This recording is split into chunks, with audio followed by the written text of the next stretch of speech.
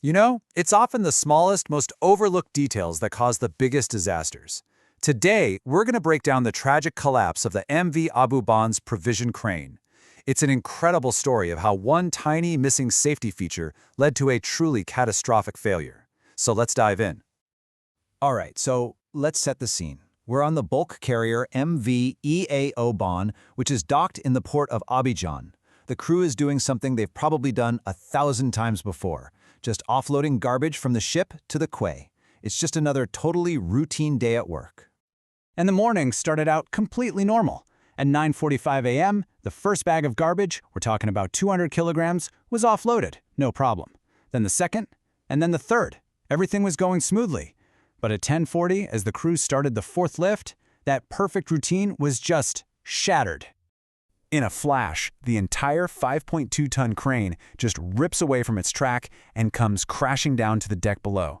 An Ordinary Seafarer was killed in the accident, and an Able Seafarer was seriously injured. What started as a simple task turned into an absolute tragedy, and that kicked off a major investigation to answer one question: how in the world did this happen? So to really get what went wrong here, we first have to understand the machine itself. Let's take a closer look at the piece of equipment at the heart of this incident, the ECM-40 provision crane. To really appreciate what happened, you have to understand the scale we are dealing with. This is not some small piece of machinery. We're talking about something that weighs over 5 tons and is designed to lift 4. It moves along a 22-meter monorail. The forces at play here are just immense. And his job is actually pretty simple. The crane just slides horizontally along this fixed track, this monorail. This lets it move from inside the ship, extend out over the side, and then lift or lower cargo to the dock below. That's how it's supposed to work, day in and day out.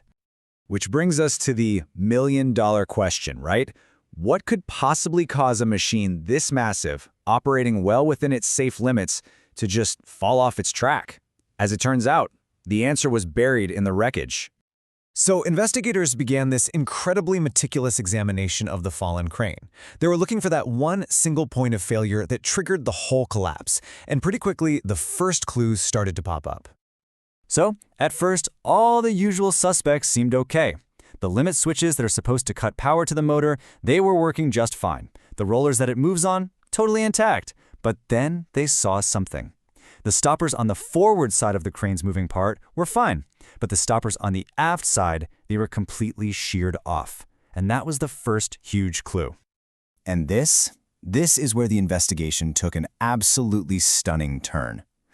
When they looked at the fixed monorail, the track itself, they found something unbelievable. The official report says, and I quote, "Stoppers were not installed on either end of the fixed monorail's forward side, nor was there any indication that they had been installed previously. A key safety part wasn't broken, it was never there to begin with."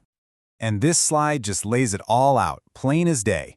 Look, the design plans, the blueprints for the crane, they explicitly required mechanical stoppers on both sides of the monorail to safely stop the crane.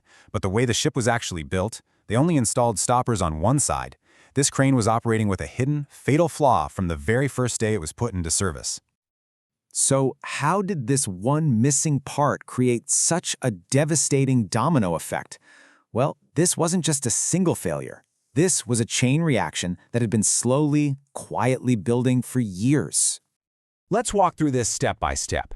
First, because those stoppers on the track were missing, all of the force needed to stop this massive crane was being put on the aft stoppers alone, a job they were never designed to do by themselves. Second, another design flaw meant that the crane would actually slam into these stoppers every single time it extended, which created repetitive stress day after day, year after year.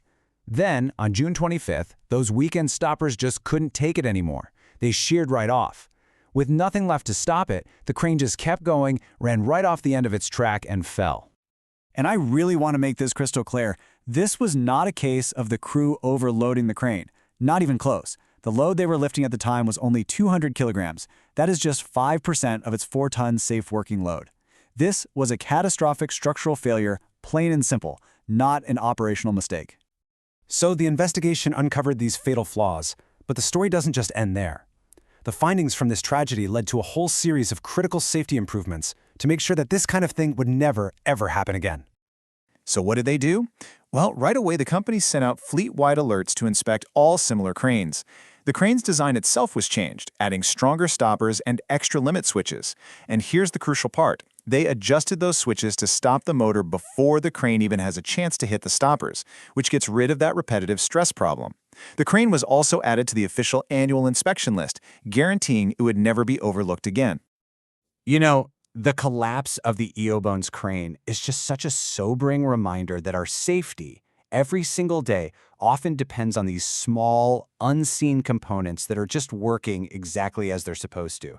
It kind of makes you wonder, right? In this complex world we've built, how many other critical safety features are out there, hiding in plain sight, quietly keeping us safe?